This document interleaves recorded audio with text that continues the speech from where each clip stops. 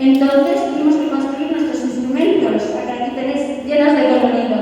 Pues estos niños y estas niñas maravillosas se convirtieron, junto con sus familias que vinieron a colaborar, en pequeños grandes luthiers y construyeron con sus propias manos estos instrumentos maravillosos.